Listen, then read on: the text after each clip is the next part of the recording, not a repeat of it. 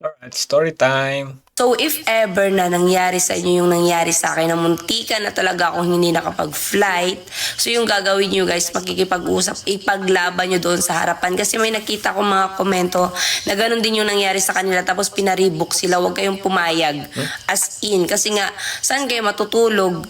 Di ba mahihirapan kayo, imbes na umuwi kayo ng Pilipinas dahil gusto nyo na makita yung pamilya ninyo, hindi kayo makauwi kaagad, di ba?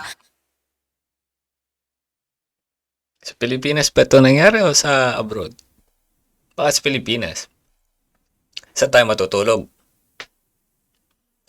Hindi mo ba alam na ang Philippine Airlines kahit sa Cebu Pacific ay nag-o-offer ng hotel accommodation for schedule changes.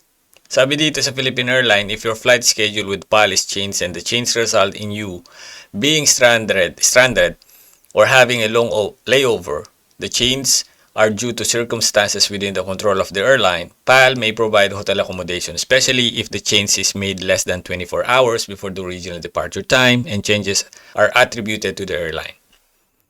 So kung may problema talaga at ang airline may kasalanan dito, you may ask a hotel accommodation.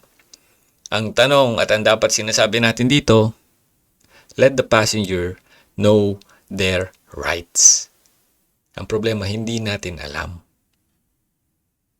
Diba?